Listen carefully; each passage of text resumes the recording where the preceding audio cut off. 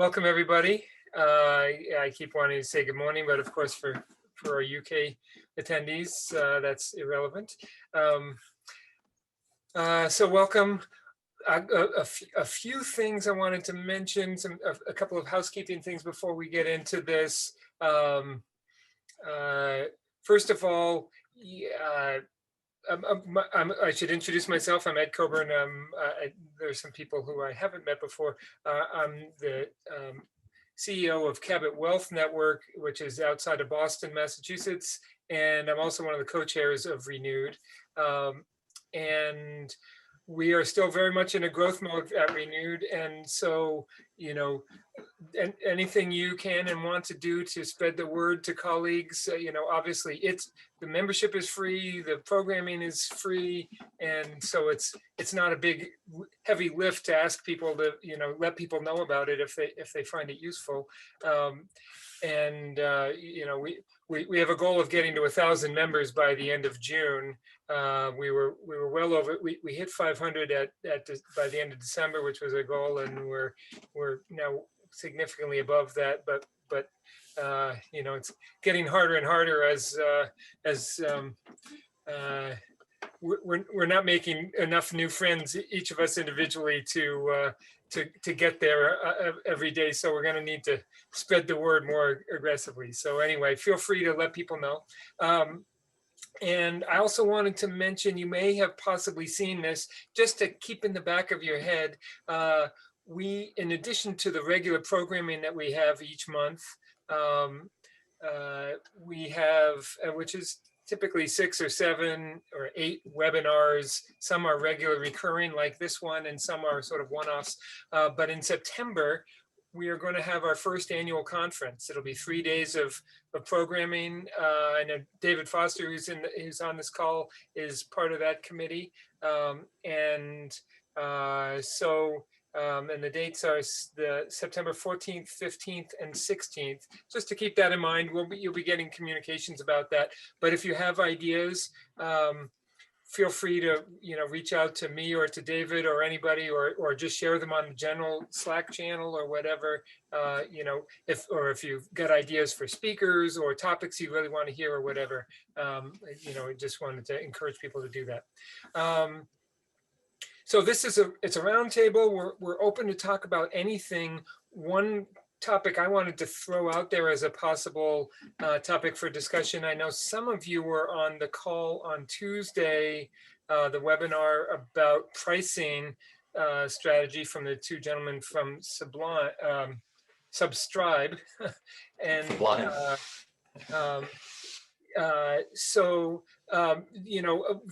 I wanted to mention at least the possibility of having sort of follow-on conversation about pricing and packaging, because that certainly is, I know for us that is a big topic, and I think critically important to our success is how we price and package and then promote.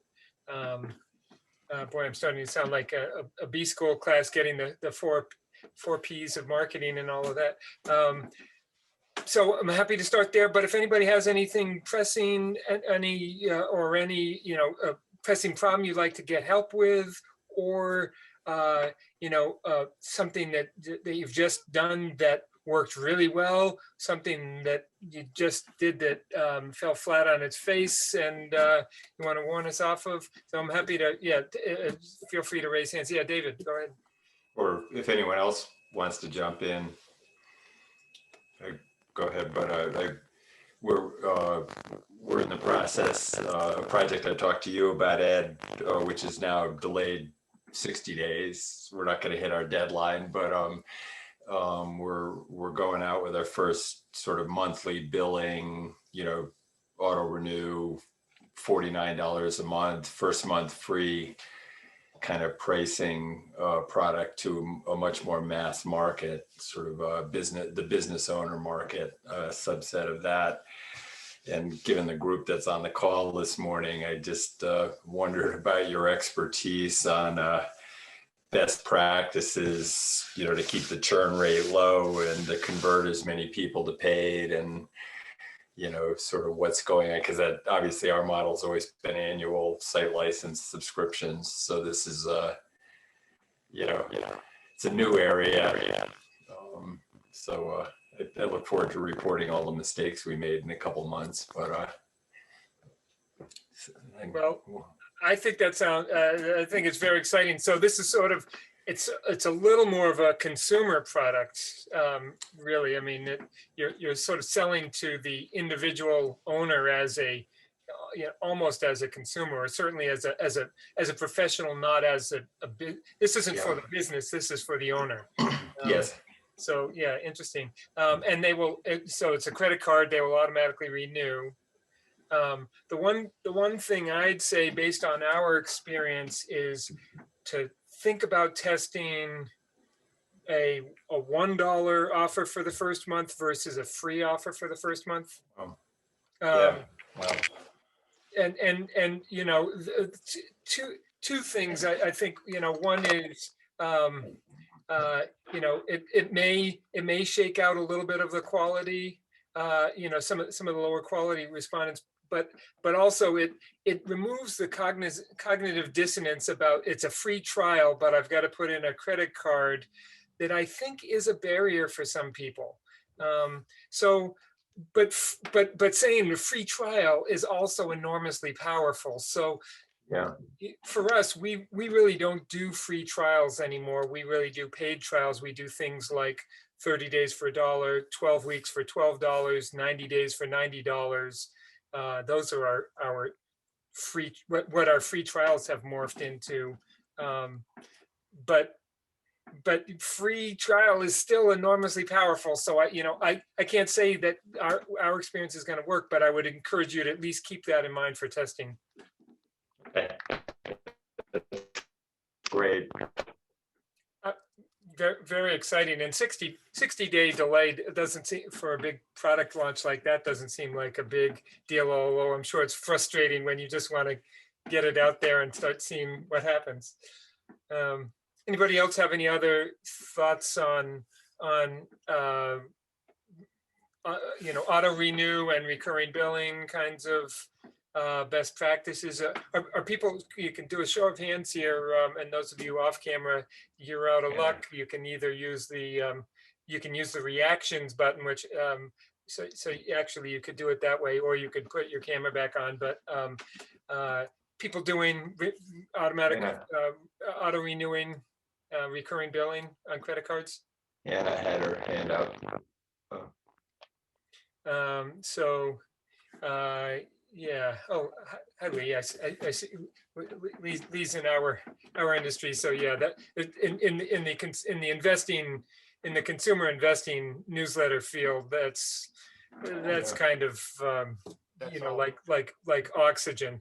That's all we do, because we don't want to spend time chasing Yep. renewals. And if you look at historically, like magazines or whatever, you subscribe for an annual subscription, and 6 months later they're mailing you renewal stuff, because they know that they've got to capture that and they've got to get it going early, versus when you have auto renew, you know, it just automatically happens. The reverse side of that is, of course, the dark side of it is that the person says, I don't remember that charge, you know, this is fraud, and they start doing chargebacks. So you have to stay on top of that. So you end up still having to put work into it, but we have found that it's just a lot easier and less time consuming to put work into the pre-messaging on the auto renews, the training of your customer service team, and working on those chargebacks immediately, you know, as soon as they come in, to be able to refute those. So the auto renew is the way to go. Wow. That's and the other thing, thinking about chargebacks is, you know, getting language on when you go to change prices, you need you need to give them a link letter, a notice, 30 days in advance of changes. If you're doing monthly billing, you don't need to give them a 30-day notice of each monthly billing. But if you change the price, you need to give them 30 days notice of the change of price. So that's one thing. But the hopefully you would have less of a chargeback issue that, I mean, you're selling something that's really kind of a very distinct product in the marketplace that people will be less likely to forget they ordered it. I mean, Lee and us are working in an area where they're getting bombarded with offers all the time, and there are shady characters and all of that. So, you know, people get something, they get a charge, they don't remember it, or they're just playing games. You're selling to owners of companies. I suspect that you won't have the same chargeback issue, but there is some administrative aspects to that. And I noticed Anna, you had your hand. Oh yeah. Yeah, we did launch Auto Renew middle of last year, and on regular subscriptions, it has worked wonderful. Yes, we have people signing up and staying. We have very few cancellations. That's great. One thing to watch out for is how your card processing service tells you about cancellations and declined cards. Because what we have done is we're removing the auto renew people from our regular renewal notices. And you need to make sure it happens in case their card declines, so you can go ahead and renew them somehow otherwise. In terms of $1 trials, we're targeting two groups of people: physicians and then residents. Physicians are paid, residents are not. We're now testing a $1 offer to residents in order to convert them to paid subscribers when they become physicians. Yeah. But I have very little on that because we've just started. And we have a few takers. We've just got one promotion out. Another one goes out this month. So I'll keep you posted on how that goes. My thought is we're going to renew them into the paid subscribers right away. They're not going to have a gap. So from a $1 charge for a year, they're going to go to $49, finding $49 a month charge next year. Yeah. Oh, and that's the same, that's the price you're using too, the same that we came up with. Wow. Okay. But it has to be right then. Yeah. And that's, you know, we offer annual auto renewal also. So that's something to test as well. You know, when we launch products, generally we're coming in with, we almost always do these days an annual price, but because it's a launch, you can get it for half price, and you can take a 1-year or 2-year offer. And we do that with a launch because we want to know that people are interested in this and they're not just going to get 30 or 60 days and then bail out. You know, do we have a real product here? So what we do is we do the annual offer for until it starts to tail off, and then we'll start mixing in the monthlies or the 12 weeks for $12 or 90 days for $90 kinds of offers. But so, you know, we will front load, and it's wonderful on cash flow because when the more we launch new products, we get these big bulges of cash coming in right up front, which is one thing you got to kind of adjust your expectations on when you go to monthly billing. If everybody went to monthly billing, you don't get that kind of pre-funding of your business that you get from annual subscriptions. So there's, I mean, if you're only doing it with one product, I mean, you kind of gradually build it up. That you know, you don't run into that as an issue. But yeah. But so that's something to think about too. Is, you know, getting people to commit. Go ahead. I was going to say, in on industry too, it also matters what's going on in the market, because sometimes if it's getting to be, if you think there's going to be a bear market, it's better to maybe get the money up front. Then you know you'll hold them for the 12 months. But of course, if you could predict that, you'd be making even more money. But that is just something. Yeah. Good point. Are you doing? You guys use Abbott? You use Recurly, right? Yep.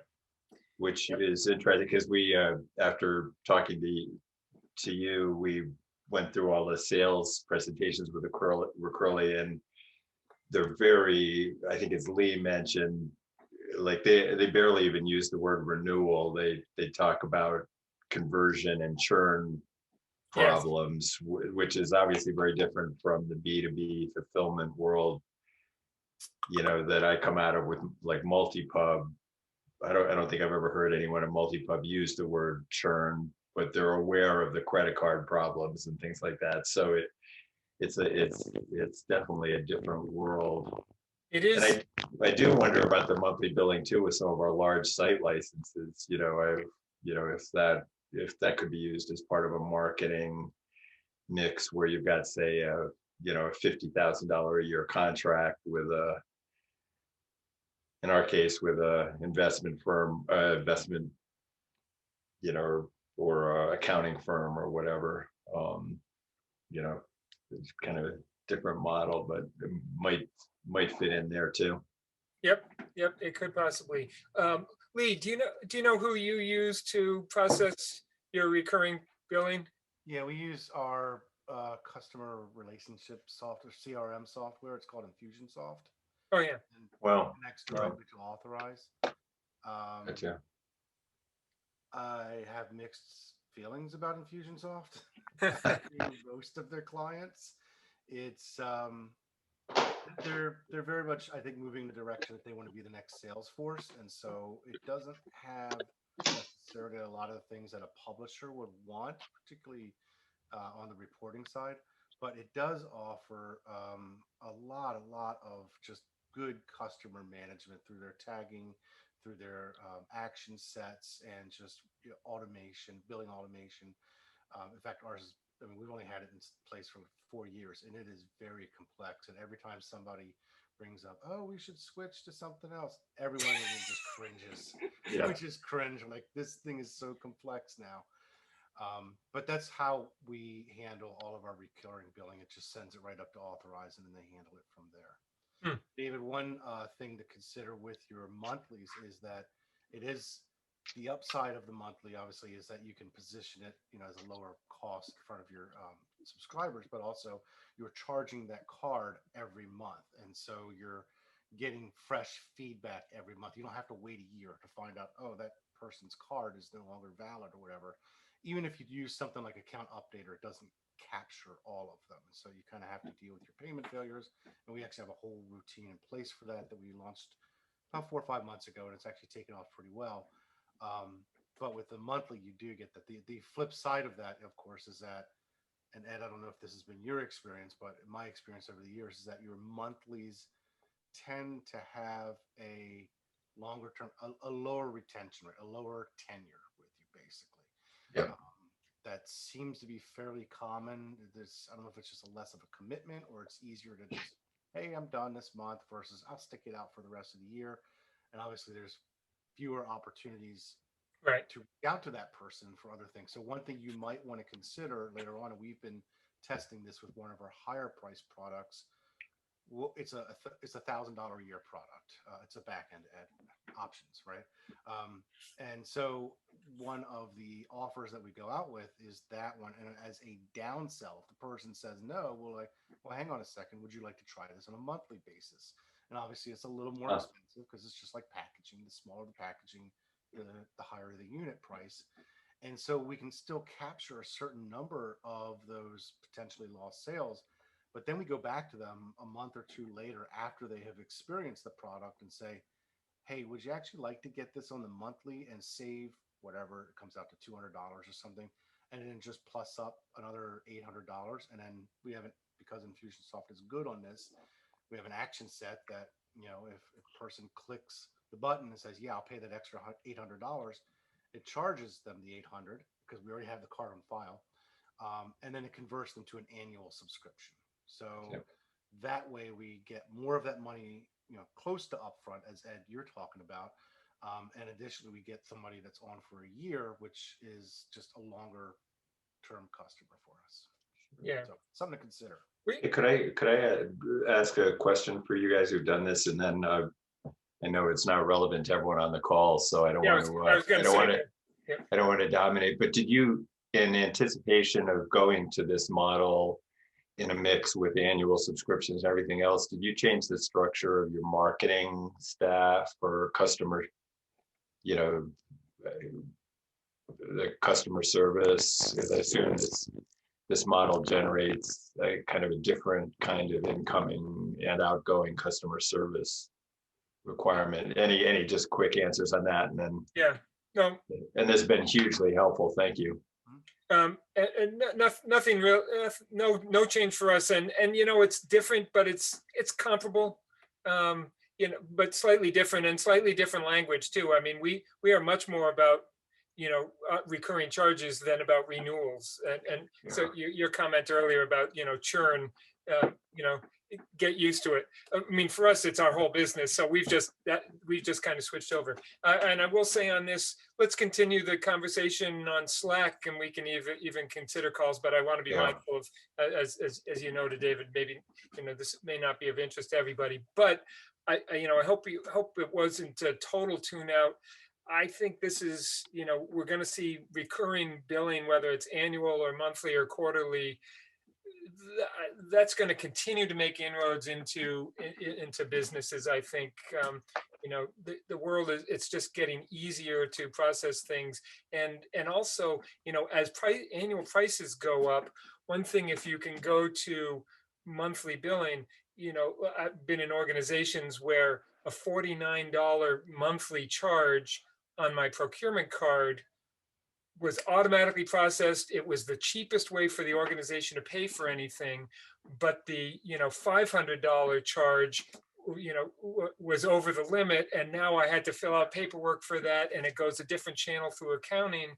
So there is this balancing act of, in some ways it gives people more decision points, but it also may stay under the radar in a good way that simplifies life for everybody. So I see this coming more and more. So I would encourage people, even if you're not doing it now, to at least kind of store something in your back of your head from this about it. Hey, thank you so much. I appreciate the input. Yeah, I look forward to continuing the discussion. Yeah, good luck. I look forward to hearing how this launch goes. Other issues people are having? Questions, concerns, problems, successes? Anything been working really particularly well? We've go ahead. after participating in Jim's copywriting boot camp, we've applied a lot of the learnings that we got from that boot camp. And it's been really fun to kind of play around with subject lines as he's taught us to write them, and the copy within the emails. One of our wins, we had one of our email promos last a few weeks ago that had a 65% open rate, which we were quite happy about. Wow. And so we're just applying the learnings kind of across the board, and it's been really fun. I send birthday cards to my siblings and I don't get a 65% open rate. I mean, that's amazing. Yeah. Congratulations. Yeah, I mean, I know a few of us on this call were at the copywriting boot camp. I thought, it was enormously helpful and powerful, and, good learning and good reminders. The one thing that Linda actually mentioned in our sort of company post-mortem call was Jim is a phenomenal copywriter. His subject lines are part fantastic copywriting, but also part dealing with spam filters, working within 35 characters, and he puts heavy emphasis on the copywriting and tends to treat a little lightly the other things. So that's the one thing I think you need to provide on your own. But yeah, and I think one of the things that we struggled with was, a lot of the promises that he was talking about, using these fantastical words to try to loop them in, and, saying that you're going to increase this by 35%. One thing that we struggle with is that, our audience is made up of clinicians, and it's not smart for us to promise an actual percentage when we don't have the data to back it up. So we can't quite have those types of subject lines. but it did help us to kind of focus more on the benefits for, touting the benefits for our audience versus the features that we have. I think we kind of got in a rut of just talking about the features that we offer. And it's interesting because before this, my previous job was actually with a customer experience research firm. And it's so interesting how quickly I kind of strayed away from the mindset of the customer's experience versus let's tout our features. So I thought that was interesting, and it was a great reminder to kind of think more about what they are experiencing, the benefits to them, what's going to be transformative for them. Features are like a slippery funnel that just sucks you in if you're not paying attention. You start off, you come out away from this boot camp and you're all charged up about benefits, and it's so much easier to write about features that it's really hard to stay conscious of talking about benefits. It's easier to see when someone else has gone in the features direction than when your own writing has gone in that direction. That's one thing I've learned over the years. Jim always shows other people's subject lines and you just go like, oh my God, that's terrible. But that's because you're not looking at your own. Yeah, and then you realize that number 3 on the list is yours. Yeah. And you wrote it. Yeah. Right. Yeah, exactly. It was nice when he would call out a good one and it was ours. We were like, yes, that's ours. Yeah. So yeah, well, I thought that was great. We've definitely, one thing in the consumer publishing world, I'm sure we also we tend to use more professional outside copywriters for a lot of this, and if they don't focus on benefits, they don't stay in the profession. So I think we have a little bit of an advantage on that. But even so, we had our whole internal team there, and it was great learning. And we came away and sort of looked at our mission statements for each of our brands and our events, and it was certainly a good reminder. And we may do that again this fall. So with Jim, so we're working on. He was interested in doing another. If people are, it seemed like because we end up having to close it off, so there could be another one coming soon. Thanks, Bridget. Anything else that you've got? So the thing I was going to talk about, this pricing strategy session, which was really, I think it went just over half an hour, so we're short. When I don't know if the video is yet up on the renewed website, but if it is, you might want to just take a look. It was just an interesting way to think about packaging your products. And one of the things that and I'm forgetting the 2 gentlemen's name. One was Andy, and I'm forgetting the other. But the point, someone mentioned that sometimes you're in a league with your competitors, and you're kind of looking at your competitors and you're thinking, okay, we're kind of priced appropriately, but it could be that all of you are underpricing, and that's, it depends on the market dynamics, but thinking about a value-based approach to the pricing, and not just responding to what are your competitors doing. They may be positioning themselves incorrectly too. So I thought that was I think that was fascinating. And one thing definitely we've had an experience of over the last year was we've been able to increase some of our price points, in some cases, moderately, in some cases quite significantly. And in general, in our business, we don't make more money from a customer by raising prices. We generally make it by selling them more products.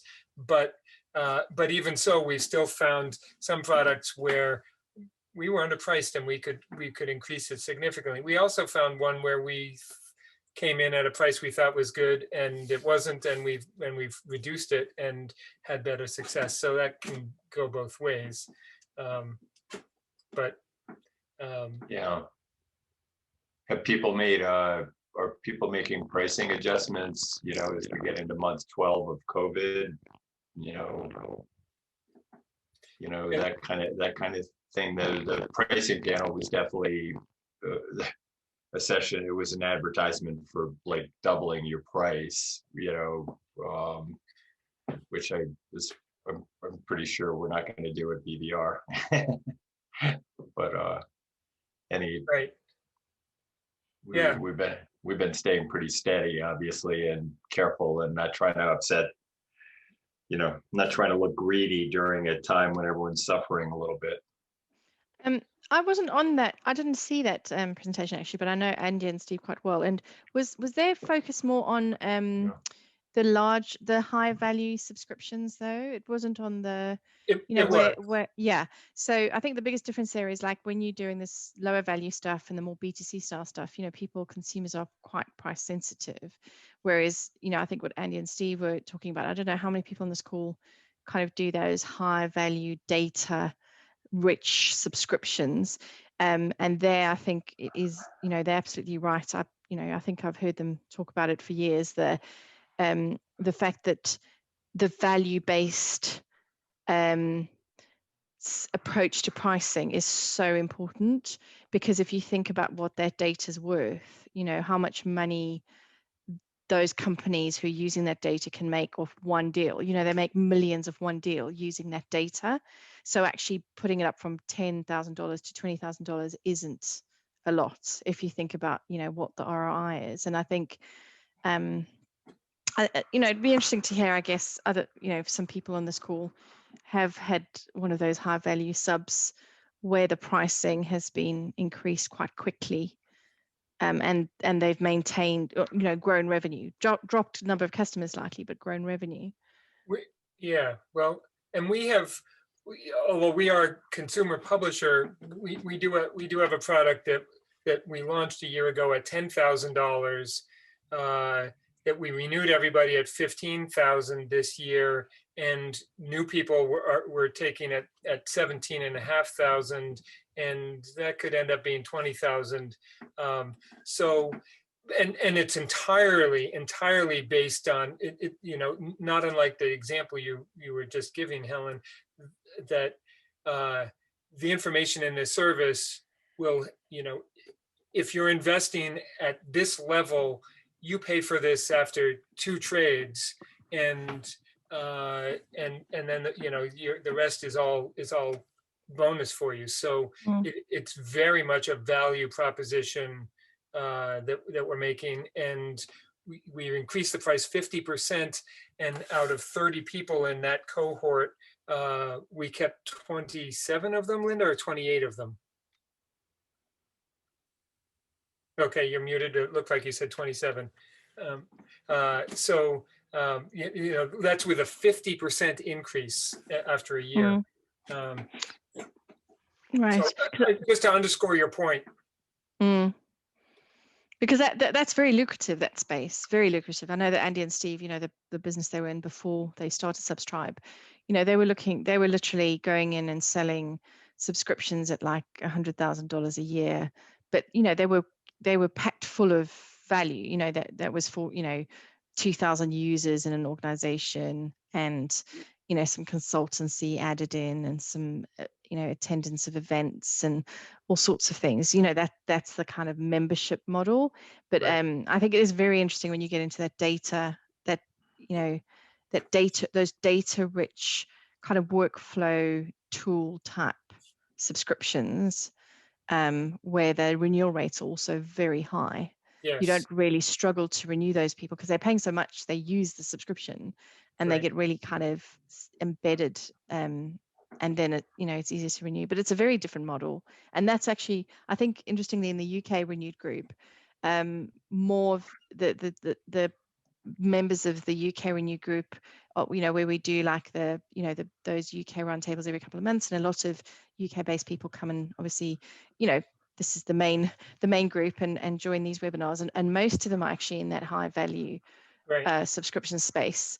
And it, you know, the lower value, especially B2B, those lower price subscriptions seems to be fading out. And I think it's because of a lot of reasons, but also because I think there's a smaller market here.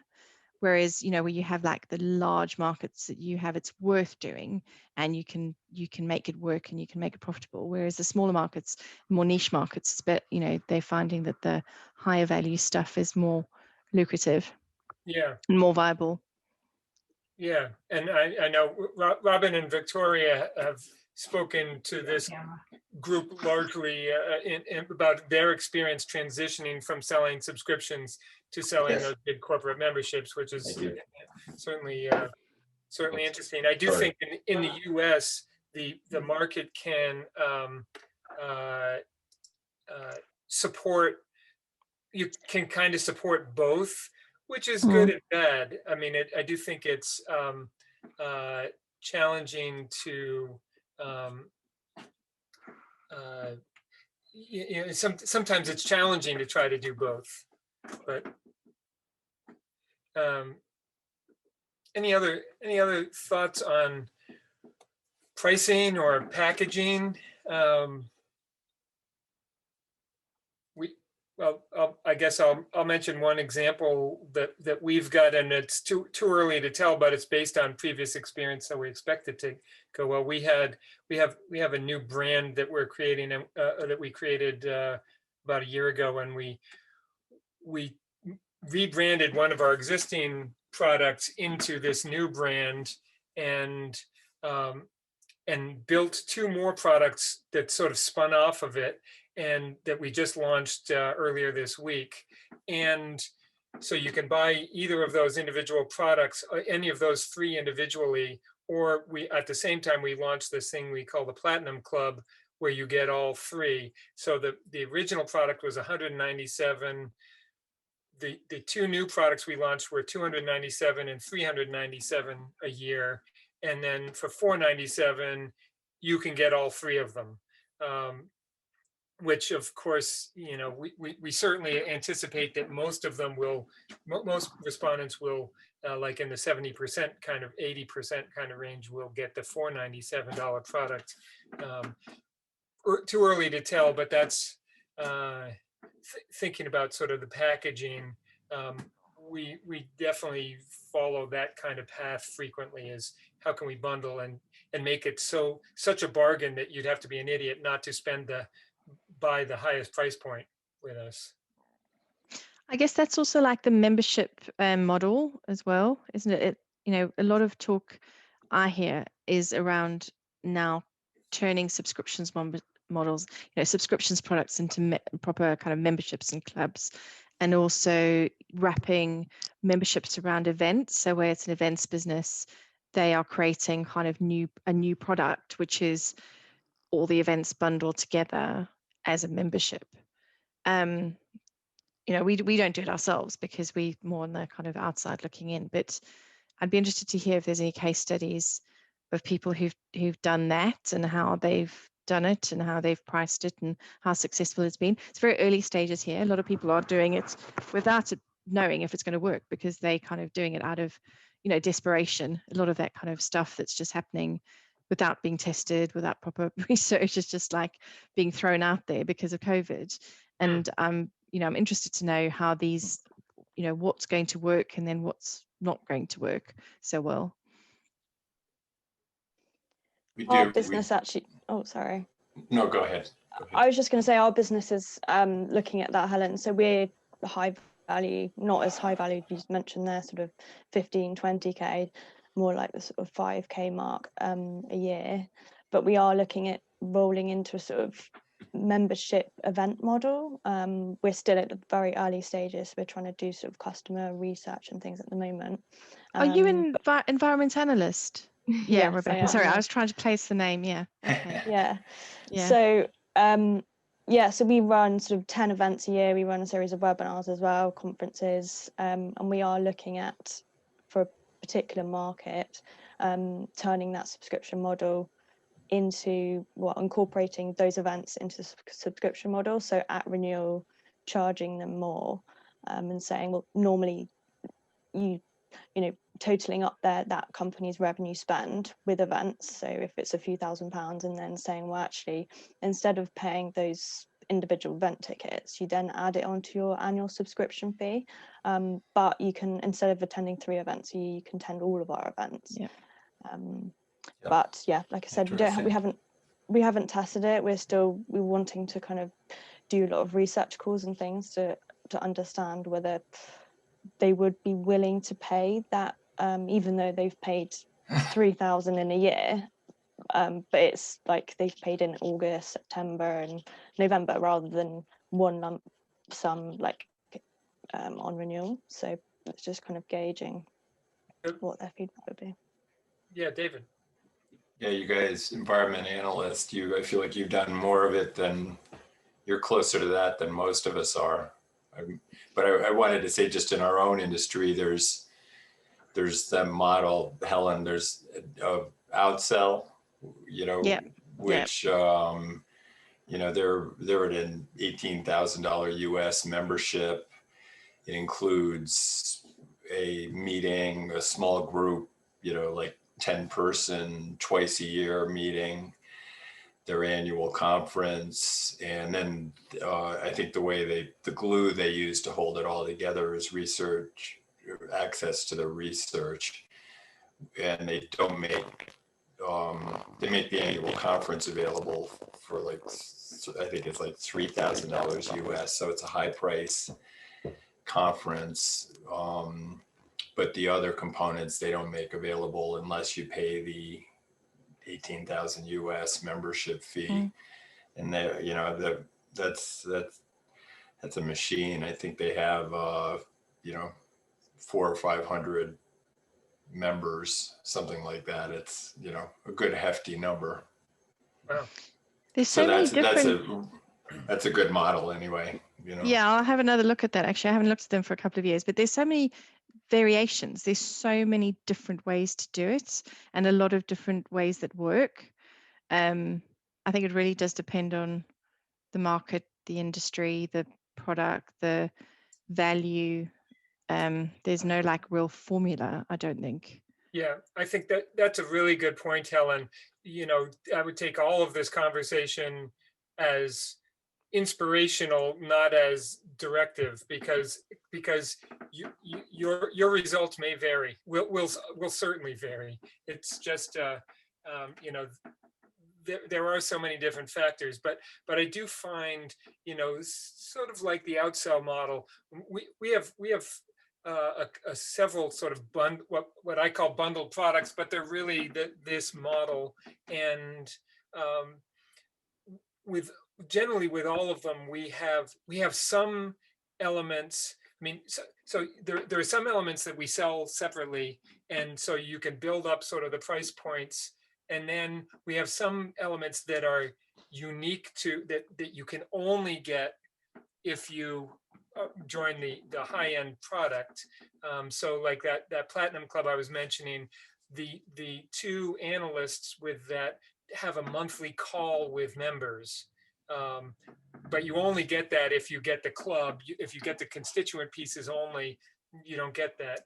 And I think it's important not to have, one reason why I mentioned we started a second brand. One reason we started a second brand is because the first brand started to have so many different bullet points in the bundle that I think I was getting concerned. We were getting concerned that there were too many, that it was overwhelming to people. This is like, oh, there's too much here. So I think you have to have a bunch of high value pieces that can add up. So if you're selling it at a £5,000 or dollar price point, the total is adding up to 9,500 or 12,000 or whatever. So on that scale, it looks great. And then there's some unique things that I can only get if I get this. And then you turn people that, I mean, the reality is instead of attending 3 of our events a year, Rebecca, you were mentioning, you could come to all of them.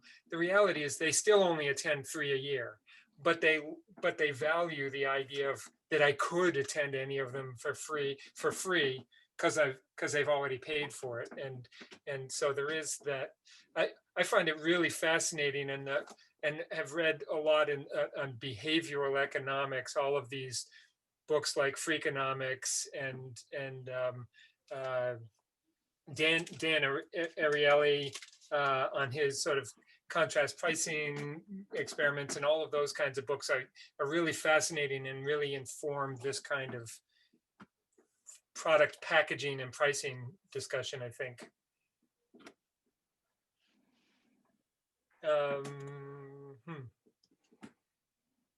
Interesting.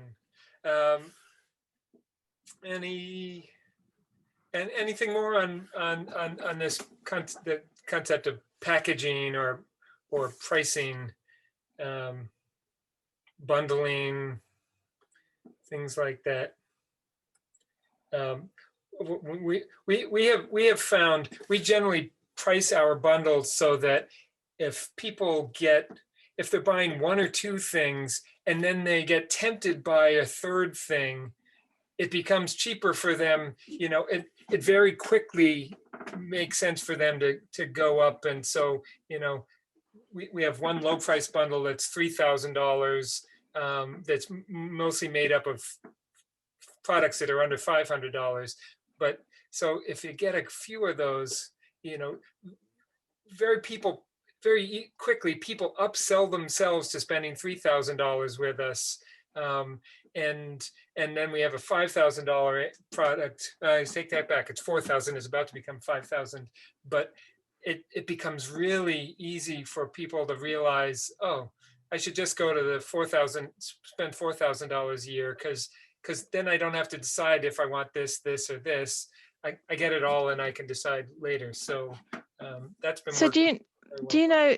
Thanks, Sid, for sharing all of that. Do you know how they renew at the different rates? Do they renew at a higher rate if they further up the pricing scale, and then at a lower rate if they further down? Yeah, I mean, in general, that is the case. And also, I mentioned that this $10,000, now $15,000 product we started, that basically the people that bought those were the people that were already spending the highest amount with us. It almost entirely sold out to our best customers. And this goes back to another thing to think about pricing, and definitely came from a colleague in this field at SIPA conference 30 years ago for me. But someone talking about there's almost always fewer people than you'd think that are willing to buy your product, but they're almost always willing to pay more than you'd think. And finding ways to, you want to have a base to bring in a good base of people, but what you're really, where you can really move the needle quickly is finding that subset for whom you're charging way too little. This is way more valuable, way more interesting to them, and they will pay you a hell of a lot more money. And so, we've been focusing on both, trying to keep a broad base, but also looking for what are things, who's that small group that we could sell really high priced products, high value products to. So, and to see that somehow that drew Adam out of the shadows and into the light here, Adam. So I don't know if you wanted to comment on that. A comment and a question. The comment is that was Fred Goss. I originally heard making that analogy of what he called the 2 universal truths of specialized publishing, which I quote to my team very often. Thank you. The other thing is, and yes, I agree on the upselling folks. It's hard to bring someone in from nowhere at $15,000, from nowhere to 50. So stepping from 5 to 15, obviously a little easier. The question I wanted to ask the group is, how, on let's say a 4-figure product, and this is B2B, because we're looking at doing some upgrades into a couple of bundled products, like some associations, quote unquote. How do you see your marketing mix? Is there a price point beyond which email cannot do the job? Do people need to rely on direct mail for this? What's the sales aspect of the mix do you, Ed, or anyone else doing the more expensive stuff, start with a 30-day free trial and then slam the door, what salespeople call the puppy dog close, where you give the dog to their kid and then threaten to take it away in 30 days? What is the mix that people are using to sell the higher? I am kind of a sort of a hybrid between B2B and B2C, in that we have a lot of monthly $100 newsletters that address verticals like leadership and HR and management, looking for those, to quote Rob Estagno, the whales within that group doing the data mining. But my question for this group would be, how do you price it? And what, not so much of the pricing, I shouldn't say that. What promo mix, marketing / sales mix have you found optimal? Anybody? Anyone in this Rebecca, call still doing direct mail? I was, so from the work we do with some companies on exactly that promotion of those products, we see it's really important to have like just about all the main channels in play, in a kind of a really integrated way, and they need multiple touch points. So you know, setting out the kind of creating a good piece of content, emailing that out as they engage with that, hitting them with like some remarketing ads, you know, bringing them back again, giving them some more content, you know, building out those customer journeys and making them content led and automated and nurturing them as they go. And then, you know, we see they're quite complex. They're not easy to get people to, you know, spend that money. But when you get those customer journeys working really well with that, kind of there's a lot of content in them, you know, free reports and videos and things. By the time they come to having a sales conversation, or, you know, typically they have to be a sales conversation, they are very well educated and really well bought in. Like that, you build that evidence into the marketing campaign that this is a really valuable product, and the evidence is a combination of some thought leadership stuff like content marketing plus some, you know, data points like, you know, you can generate 35% more sales if you do buy a product kind of thing. So it's that, and the testimonials as well. So all the, and the case studies. So providing those 4 different types of evidence throughout a prolonged campaign that can often take like a 3-month engagement just in the marketing channels to get them to the point where they're ready to have a sales conversation, and then they buy at a high price point. So we see that typically working the best for those types of products. Does that answer your question, Andy? Adam, sorry. I wasn't really listening, but that was no, okay. Yes, that's a very helpful comment. I appreciate that. We only use direct email. No mail, no phone calls, no, you know, email, and often in association with a landing page, but sometimes not. Sometimes just email going to an order form. We are coming up on the hour. I did see, Bridget, you were asking, do people call these bundles? We don't. We give our bundles a brand. So they have another product name. You know, we tend to call them clubs, or I mean, our core products. Our core brand, Cabot Wealth Network. We have Cabot Prime and Cabot Prime Pro. I know people that use Inner Circle Pro, you know, those kinds of names. I think, but we always give them a brand. I think a bundle doesn't sound like it's adding value. You know, it sounds a little Amazonish to me. Yeah, I just asked because there are times when, you know, I'm writing an email, you know, it's time to renew your bundled subscription. And to me, I'm thinking, okay, but we call it a bundled subscription internally. How does that connect to them? And, you know, it's certainly not my call to make, but in the back of my mind, I'm thinking, man, I wish we had something cool to call this instead of just a bundled subscription of, you know, we have our 2 flagship publications and the bundle is both of them together. Yeah, and you know, if you could call it like, you know, EB Medicine Pro, something like that. I'm not saying we'd never use the word bundle in copy, we might, Yeah, but we but you're wouldn't. not calling it, you're not Right. only calling it a We're not- bundled. Right. We're No. not Yeah. calling it Bundle, the bundle bundle. benefits you, not them. Right. Yeah. Yeah. And the bundle is a little inside baseball, you Yeah. know. So It's yeah, also just very, clinical is not the right word because our people are clinical, but it's all very, it's a business term, and our audience is not in the business of business, you know. I Yeah. just, Yep. it would be, yeah, I was just wondering if anybody else has, you know, what they call their bundle.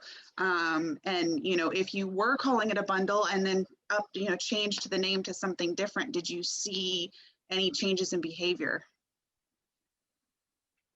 Bridget, we've never called ours a bundle. We only have one right now, and it has its own distinct name, and it's marketed as its own distinct name. But in the copy, it says it includes this service, this service, this service, this level of membership, all these extra benefits, and so forth. So it's described in there. But we've never, I mean, and sometimes people will reach out to us. It's funny, they'll email us and say, hey, I've got these two products. Do you guys have any kind of bundle or something? So it's not a word that's unknown to them, but it's Correct. certainly not something that we put in front of them to say, this is the bundled product for this particular expert or something like that. Yeah, I think we can thank Comcast and AT&T for normalizing the word bundle, you know, bundle your service, bundle your whatever. It's not completely foreign. right. And so I don't think it's bad that we're calling it a bundle, but in my mind, sometimes it's awkward when I'm writing emails. It makes it really long. And, you know, I think having a pro whatever or a similar type of name kind of jazzes it up a little bit, I think. Yes. I think so too. And I think that's a good point. I mean, the cable companies, the cell phone companies, but particularly the cable companies have put bundling in but bundling, I mean, you know, to the extent it's in our vocabulary, we're connecting it with the cable companies. Yeah. We're thinking that's kind of annoying. It's, you know, they're ripping us off. They're screwing us over at every turn. They're not really connotations I really want them thinking about my collection of products. So, you know, another reason I think to try to steer them away. So we are right at time. Thank you. We will get a recording of this. Wes, you'll get a recording of this to play with shortly. So this will be on the website if you want to go back and check anything or share. I guess that's it. Coming up next, I think the next renewed programming is David's on the offense. Is that next week, David? You're muted, David. Yes, I think it is. I'll have to check my calendar. Okay, yeah, I can't remember if it's next week or the week after, but thank you everybody for coming and participating. It was great to see everybody. Thanks, Ed. See you next month.